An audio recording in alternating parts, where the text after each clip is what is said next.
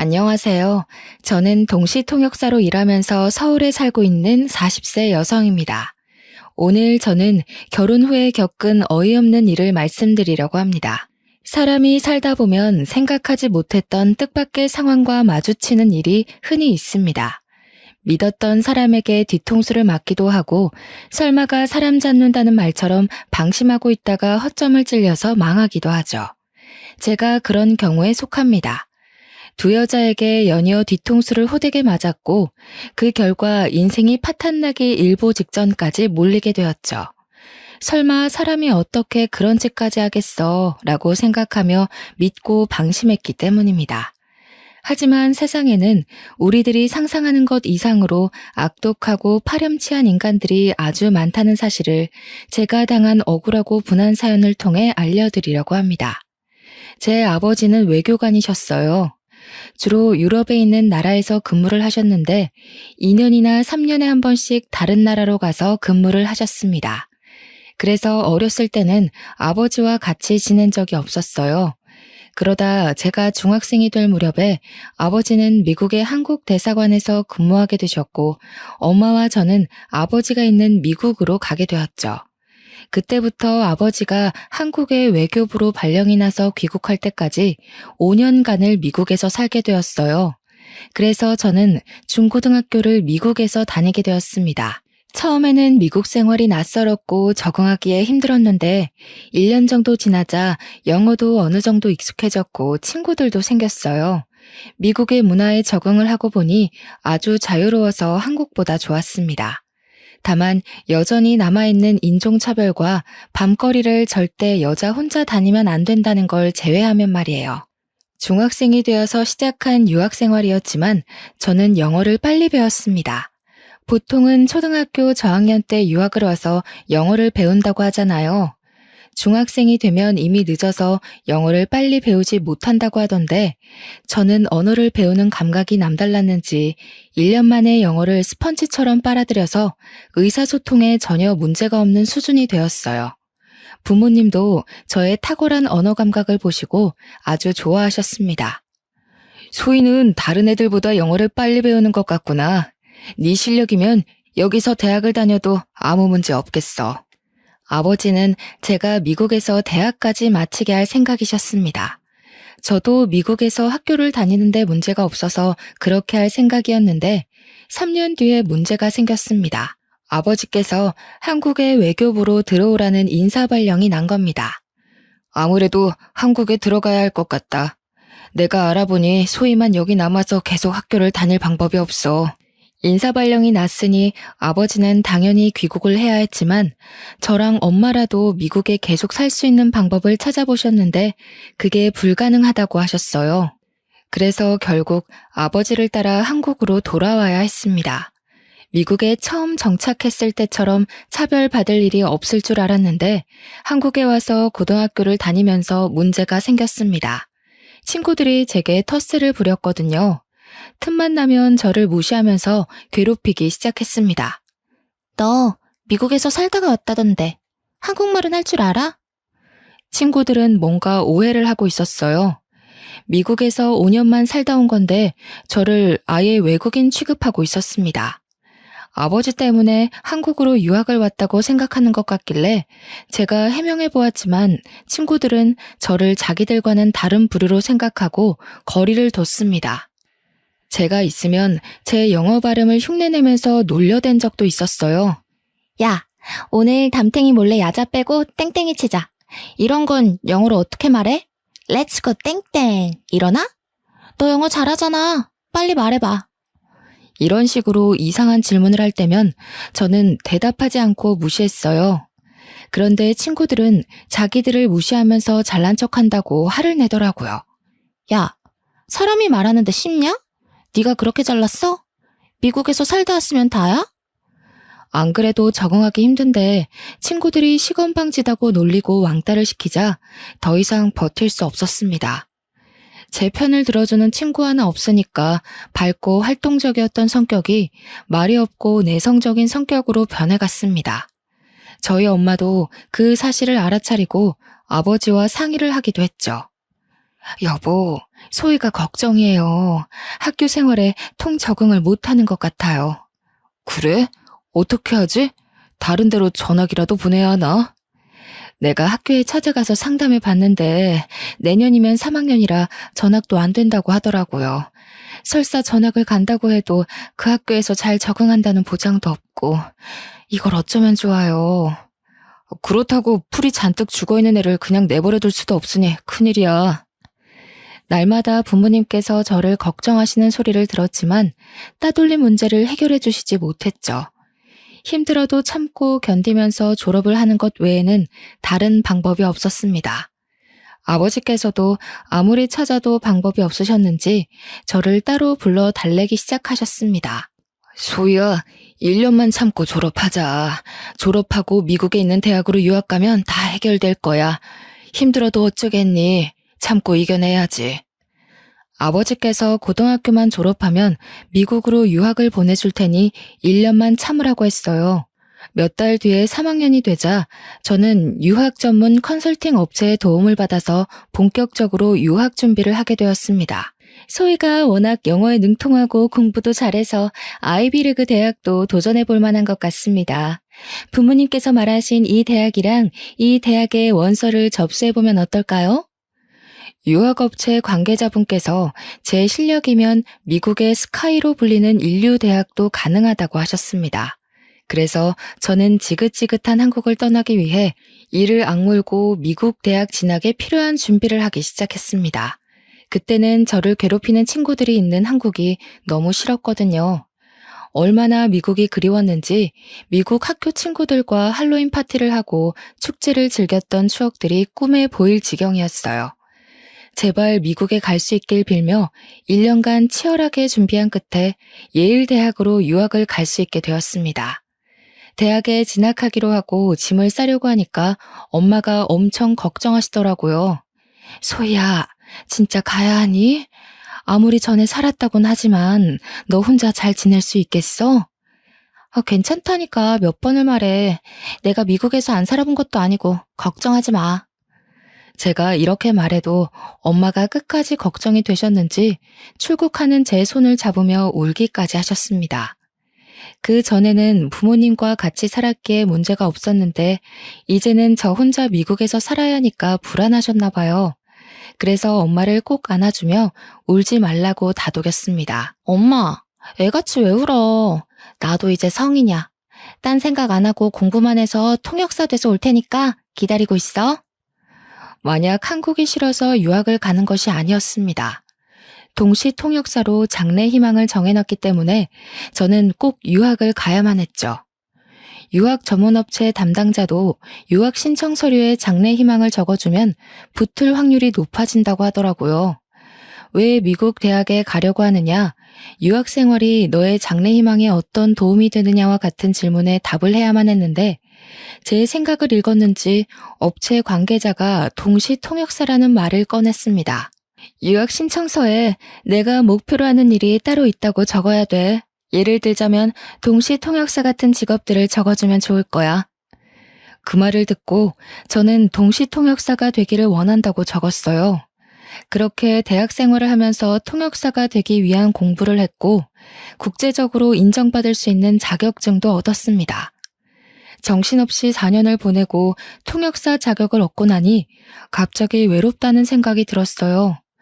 유학 초창기만 해도 미국이 마냥 좋았는데 막상 4년이 지나고 보니 이젠 고국인 한국이 너무 그리워지더라고요. 그래서 저는 동시 통역사를 필요로 하는 미국 회사로 취업하거나 시민권을 얻어서 눌러 앉을 수 있었지만 한국행을 선택했습니다. 갑자기 한국으로 간다니까 친구들도 절 붙잡는데 당연히 아버지께서도 절 말렸죠. 제가 오랜 고민 끝에 한국행을 통보하니까 아버지께서 한숨을 쉬며 말씀하셨습니다. 너도 이제 성인이니 여러 가지 고려해서 결정한 거겠지만 기왕 나간 김에 미국 시민권을 따는 게 어떠겠니? 다시 한번 생각해봐라. 나중에 후회할 거다. 아버지, 전 얼른 한국 가고 싶어요. 이제 혼자서 사는 거 지긋지긋해졌단 말이에요. 그리고 저도 무턱대고 한국 가겠다는 거 아니에요. 스카웃 받은 곳이 있어서 그곳으로 갈 거예요. 아버지가 가길 원했던 미국 대기업은 아니었지만 한국에서 이름만 대면 누구나 알 법한 땡땡그룹과 동시 통역사 계약을 하게 되었거든요. 몇 분 동안 전화 실랑이를 펼친 끝에 결국 아버지께서 두 손 두 발을 드셨습니다. 땡땡그룹에서 3년 동안 일을 하고 있었을 때였을까요? 제가 30을 바라볼 때쯤 남편을 만나게 되었어요. 영국에서 열린 무역 박람회장에서 마케팅 팀장이었던 남편을 처음 만나게 되었습니다. 정말 잘생기고 키도 한칠한 게 여자들한테 인기가 많을 것 같더라고요. 보는 순간 호감이 들어서 남편과 눈이 마주치자마자 웃으며 인사했습니다. 남편도 저를 보고 환하게 미소 지으며 예의 바르게 인사해 주었죠. 안녕하세요. 정철민이라고 합니다. 잘 부탁드려요. 네, 반가워요. 제가 들으니까 미국에 있는 대학을 나오셨다고 하던데 맞나요? 네, 몇 년 동안 미국 물 좀 먹었습니다. 혹시 어느 대학 나오셨나요? 예일대학에서 경영학 공부를 했어요. 어머, 저도 그 대학 나왔어요. 정말요? 여기서 유학 동창을 만나다니 더 반갑네요. 전공이 달라서 몰랐는데 남편과 제가 동창이었더라고요. 그걸 계기로 저희는 빠르게 가까워졌습니다. 틈나는 대로 사적인 대화도 많이 나누고 전화나 문자도 자주 나누었죠. 박람회가 끝날 무렵 남편이 제게 먼저 대쉬를 하기도 하였습니다. 소희씨, 이번 회의 때 동시통역을 아주 잘해주셔서 감사합니다. 제가 밥 한 끼 사드리고 싶은데 한국에 돌아가서도 연락드려도 될까요? 네, 물론이죠. 언제든지 연락 주세요. 남편과 대화가 너무 잘 통해서 남편에게 연락이 안 와도 제가 해볼 생각이었습니다. 하지만 한국으로 귀국한 뒤에 여러 국제 행사를 따라다니느라 남편에게 연락해볼 시간이 없었죠. 그런데 어느 날 남편에게서 문자가 한 통 왔습니다. 저녁을 먹자는 제안을 하길래 반가운 마음에 얼른 약속을 잡았는데요. 제가 잠깐 시간을 내서 밥만 먹고 헤어졌는데 며칠 뒤에 바로 연락이 왔습니다. 소희 씨, 요즘도 바쁘시나요? 요즘 이상하게 소희 씨 생각이 나네요. 밥은 잘 챙겨 먹고 다니시는 거 맞나요? 저도 남편에게 호감이 있었지만 남편이 저에게 더 호감이 있는 눈치였습니다. 그때부터 거의 매일 제게 문자와 톡을 보내길래 저도 마음이 더 깊어지기 시작했죠. 남편이 틈만 나면 어떻게 지내는지 뭐 하는지 묻다가도 보고 싶다고 하면서 저에 대한 속마음을 솔직하게 드러냈습니다. 해외 유학파 출신의 외모도 괜찮고 잘 나가는 대기업 팀장이 이렇게 적극적으로 나오는데 어느 누가 안 넘어갈까요? 하지만 제가 너무 바빠서 관계가 빠르게 진행되지 않았습니다. 몇 달이 지나고 나서야 남편이 정식으로 사귀자는 말을 꺼내더라고요. 이제 소희 씨도 제 마음 알 거라고 생각해요. 우리 진지하게 교제하면서 결혼까지 생각해 봐야 하지 않을까요? 남편도 그렇고 저도 적은 나이가 아니라서 남편과 결혼을 전제로 만나보고 싶었습니다. 하지만 저희 둘 다 국제적인 업무를 맡고 있어서 한국에 있는 시간보다는 외국에 나가 있을 때가 더 많았죠. 1년간 연애를 하면서 같이 보낸 시간은 얼마 되지 않아서 결혼 이야기가 나오는데 많은 시간이 흘렀습니다. 그러다 그가 국내 업무를 맡게 되었을 때 제게 프로포즈를 했습니다. 30대 중반에 들어서니 결혼 문제를 더 이상 미룰 수 없겠더라고요. 남편과 몇 개월 만난 것도 아니고 3년 정도 교제했으니 결혼할 때가 왔다고 생각했습니다. 그래서 결혼을 허락받으려고 시댁에 찾아갔죠. 시어머니께서는 저를 보자마자 매우 마음에 들어 하셨어요. 우리 며느리가 동시통역사라고 했니? 동시통역사 며느리면 우리 아들한테 아주 딱이지. 그래, 결혼식은 언제 올릴 거니? 시어머니께서 저를 좋아하신 만큼 저도 시어머니의 말투와 성격이 마음에 들었습니다. 말하는 품격만 봐도 교양이 온몸에서 줄줄 흐르는 세련된 사모님이었거든요. 저를 보자마자 칭찬을 너무 많이 해주셔서 몸둘 바를 몰랐습니다. 철민이 덕분에 해외 유학파 며느리를 다 보게 되는구나. 이런 며느리가 우리 집안에 들어오다니 가문의 영광이 따로 없다. 가문의 영광이라뇨. 저 받아주시면 제가 더 감사하죠. 나는 우리 철민이랑 얼른 결혼했으면 좋겠는데 사돈이 싫어하면 어쩌니? 딸 아깝다고 우리 아들 내치는 거 아닌가 몰라. 아니에요. 저희 부모님도 좋아하실 거예요. 실제로 저희 부모님도 남편이 마음에 쏙 든다고 하셨거든요. 시어머니를 처음 본 날만 그런 게 아니라 정식으로 잡은 상견례 자리도 화기애애한 분위기에서 진행되었습니다. 집안에 돈도 많지 시어머니께서는 저를 너무 좋아해 주시는 교양인이지 시아버지가 안 계신 것만 빼면 완벽한 집안이었습니다. 연애를 하면서 남편은 부모님이 이혼했다는 말은 했지만 왜 이혼을 하게 되었는지는 말해주지 않았어요. 신뢰가 될 거라고 생각하고 묻지 않았는데 결혼을 하고 나자 남편이 그 내막을 털어놓았습니다. 여보, 우리 아버지 말이야. 사실은 바람이 나서 이혼하신 거야. 뭐? 시아버지께서? 남편 말로는 아버님께서 아주 잘 나가는 사업가셨고 계열사를 5개나 거느리고 있는 작은 그룹의 회장이었다고 합니다. 그런 시아버지의 한 가지 약점은 여자를 너무 밝힌다는 것이었죠. 더 기가 막힌 사실은 시아버지께서 먼저 불륜 사실을 털어놓았다는 거예요. 여보, 이제 우리 철민이도 다 컸으니까 이제 정리하자. 진심으로 사랑하고 같이 살고 싶은 사람이 생겼어. 뭐라고요? 당신 미쳤어요? 다른 여자랑 살 거니까 이혼하자는 거예요? 시아버지께서 언제부터 누구랑 불륜을 저지르고 있었는지 아주 당당하게 털어놓았다고 해요. 하지만 어디 이혼이 그리 쉽나요? 시어머니가 남편 결혼시키기 전까지 이혼 못한다고 하니 시아버지께서 놀라운 제안을 꺼내놓았습니다.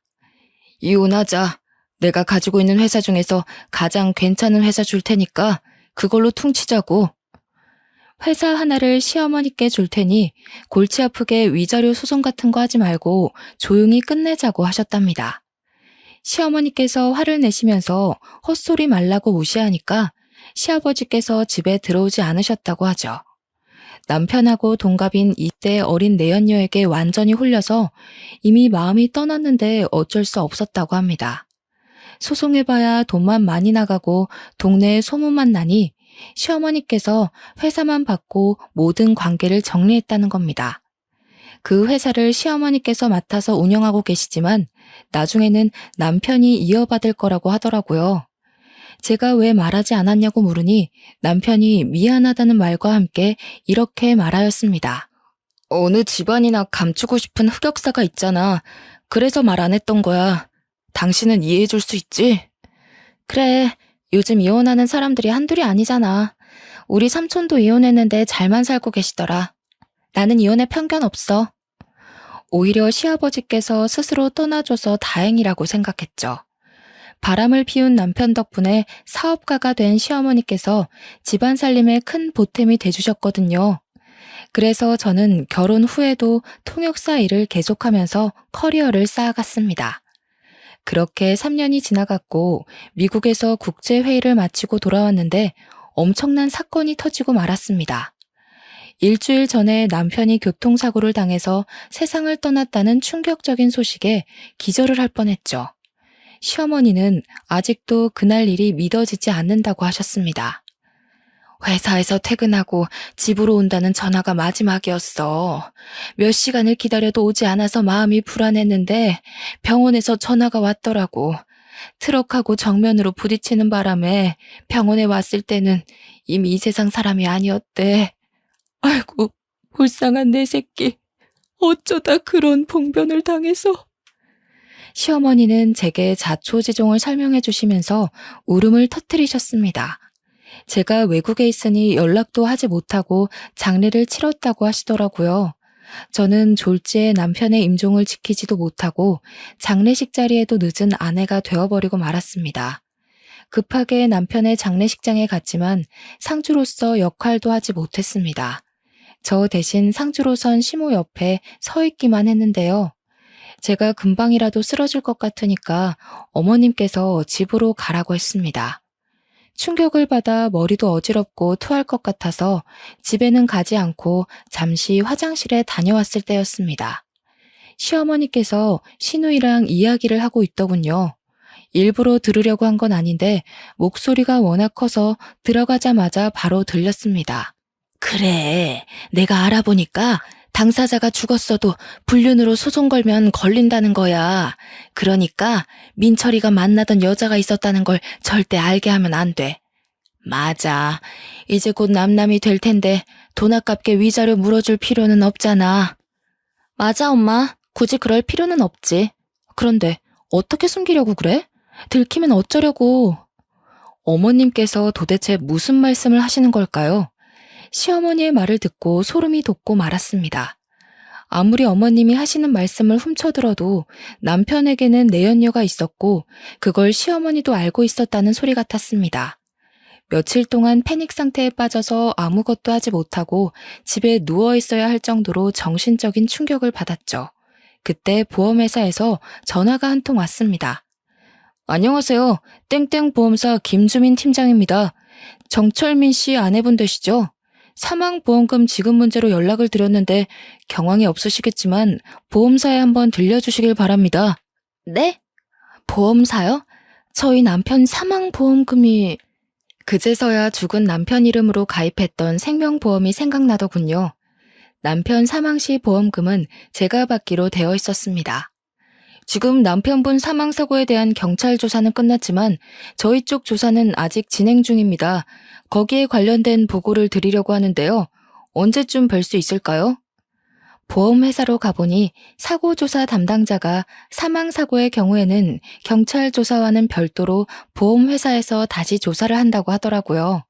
보험금을 노린 자살이나 타살 사례가 워낙 많아서 면밀하게 들여본다고 하셨습니다.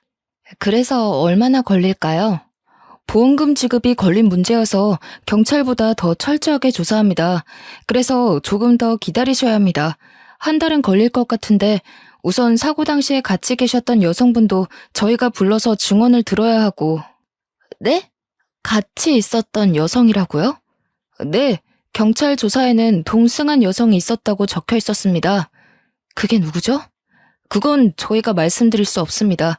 경찰 쪽에 문의드려도 저희처럼 안 된다고 하실 거예요.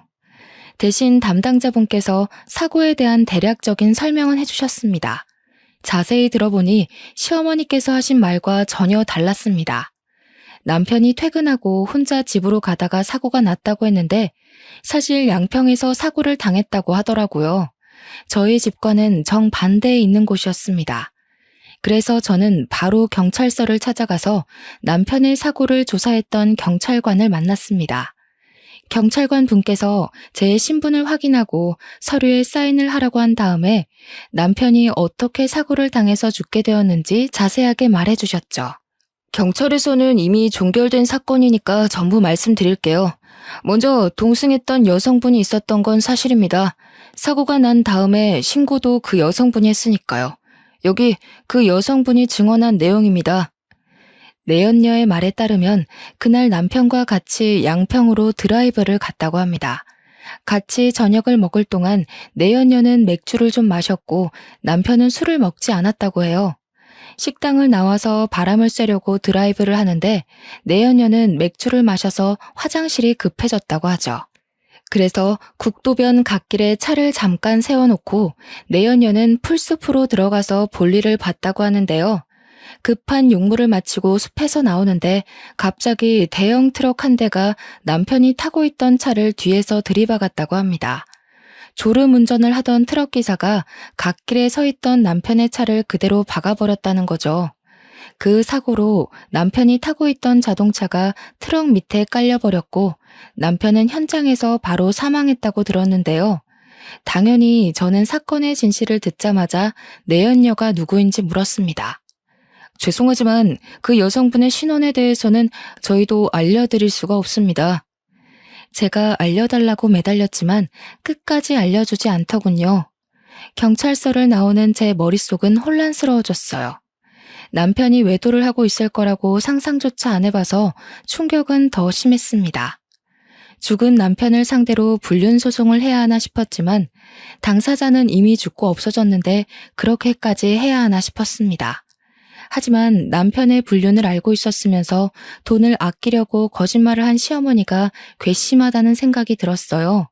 그래서 변호사를 만나 어떻게 해야 하는지 상의하고 있는데 갑자기 모르는 여자에게 전화가 왔습니다. 여보세요? 최소희 씨 본인 맞으시나요? 네, 그런데요. 누구시죠? 저는 소희 씨 남편이랑 내연 관계 가졌던 여자예요. 네? 뭐라고요? 내연녀에 대해 어떻게든 알아내려고 변호사를 찾아간 건데 내연녀가 제 발로 찾아온 겁니다. 카페에서 만나서 이야기하자고 하길래 떨리는 심정으로 내연녀가 문자로 보내준 주소로 찾아갔죠. 내연녀를 실제로 보니 남편이 한눈에 반해서 넘어갈 만해 보였습니다. 얼굴도 몸매도 저보다 더 나아 보였거든요. 하지만 성격은 어찌나 고약한지 절 보자마자 재수없는 소리를 해댔습니다. 멀뚱히 서서 뭐 하세요? 시간 없으니까 얼른 앉으세요. 우리가 아주 불편한 관계라는 거 알아요. 하지만 그 사람은 이미 이 세상을 떠나고 없는데 우리끼리 싸워봤자 무슨 소용이 있겠어요? 내연녀는 뻔뻔하게 나오니까 코웃음이 절로 나오더군요. 제가 어이없는 표정으로 콧방귀를 뀌고 있는데도 내연녀가 꿋꿋하게 제게 제안을 했습니다. 소희 씨 시어머니도 저에 대해 알고 있어요. 그걸 증명하면 죽은 남편이 아니라 시어머니를 상대로 위자료 청구를 할 수 있다고요. 그래서요? 지금 위자료 청구해서 반반씩 나누기라도 하자는 거예요? 잘 아시네요. 제가 도와드릴 테니까 위자료 5대5로 나눠요. 그쪽도 억울해서 이대로 넘어가기 싫잖아요? 뭐가 그렇게 당당해요? 시어머니 골탕 먹일 증거라도 가지고 있어요? 제가 이렇게 물으니까 내연녀가 녹음 파일을 몇 개 들려주었어요. 내연녀가 시어머니와 나눈 대화를 몰래 녹음했더라고요. 녹음본은 당연히 내연녀와 남편이 저 몰래 만나고 있는 걸 잘 숨기고 있으라는 내용이었죠. 소희 씨가 해외 출장 가면 저희 둘이 같이 살았어요.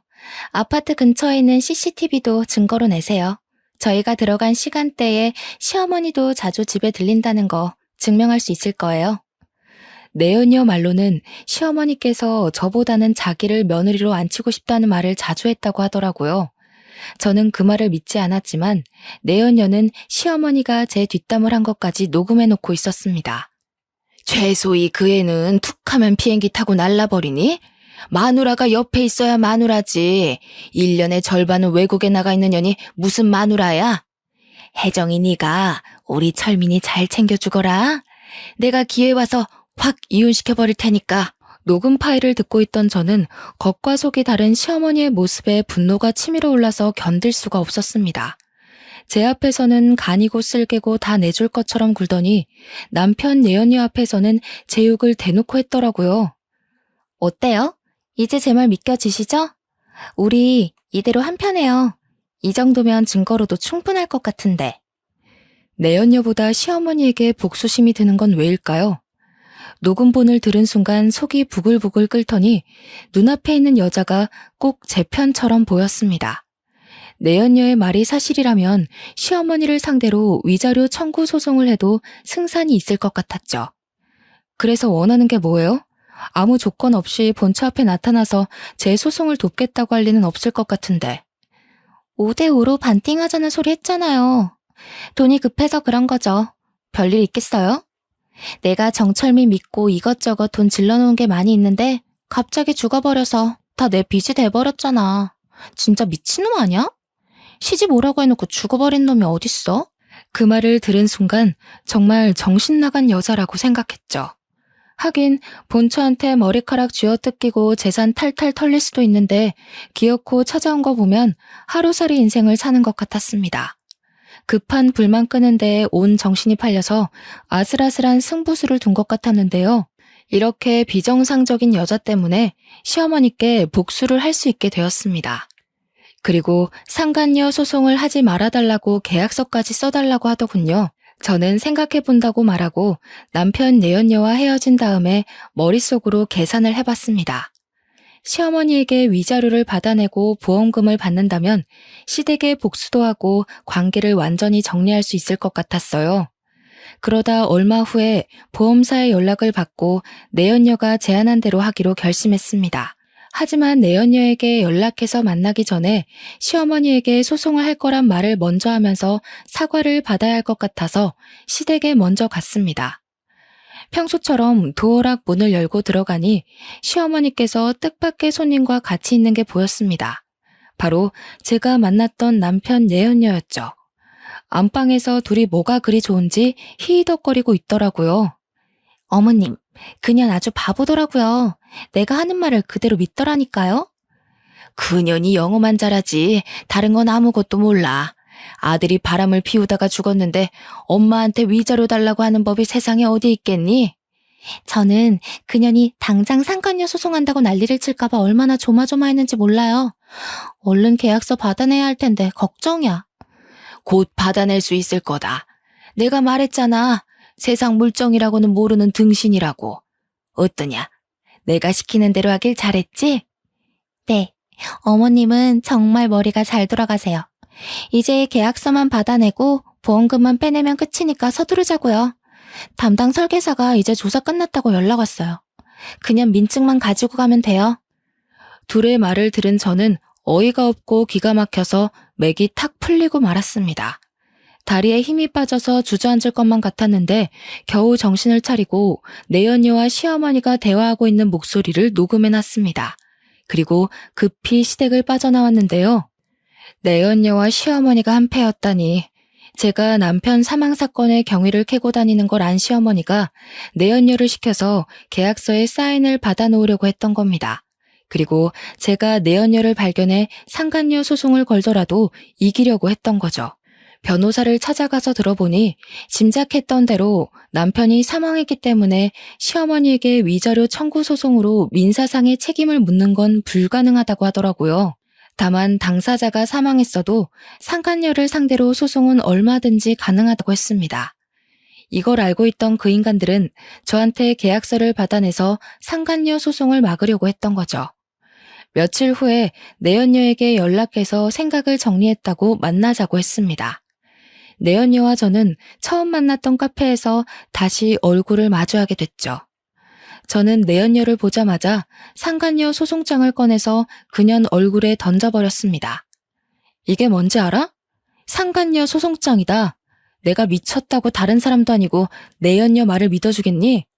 상간녀 소송이 시작이니까 정신 똑바로 차리고 있어. 네가 가지고 있는 재산 탈탈 털어줄 테니까. 뭐?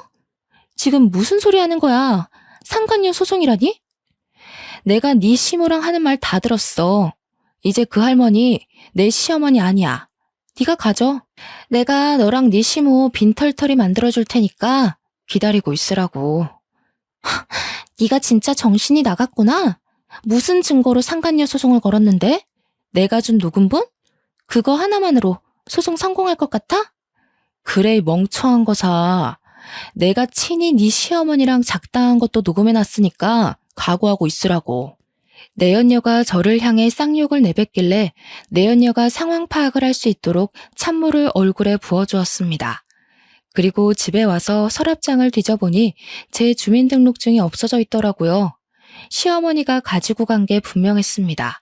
그 길로 바로 경찰서로 가서 시어머니와 내연녀의 대화를 녹음한 파일을 제출하고 둘을 문서 위조와 사기 혐의로 고발했습니다.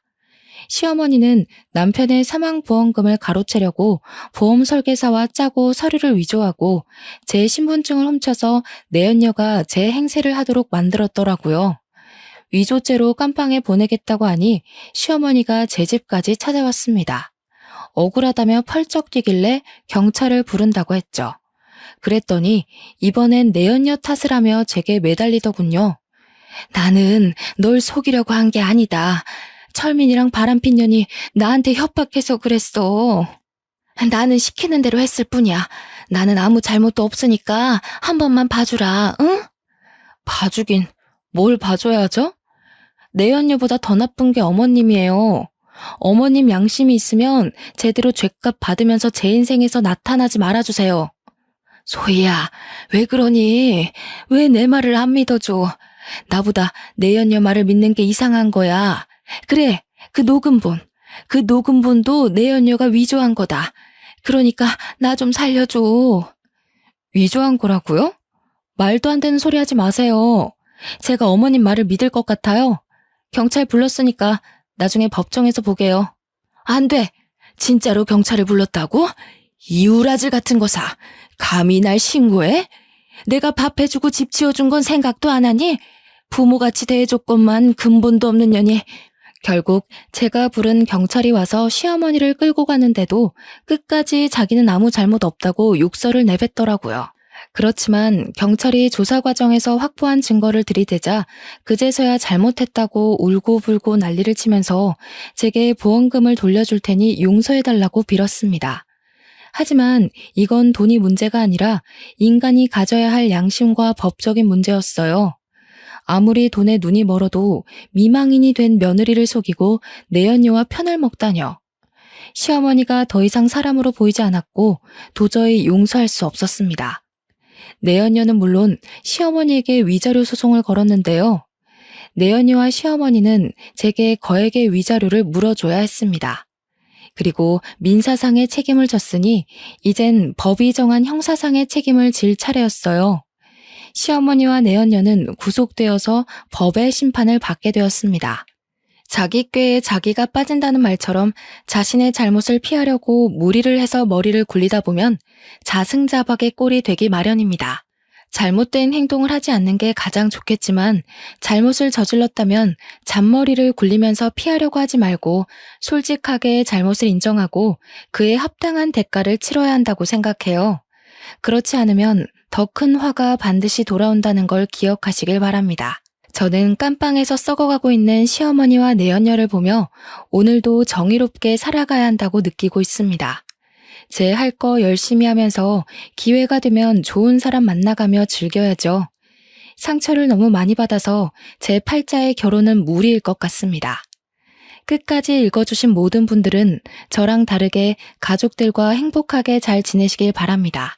감사합니다.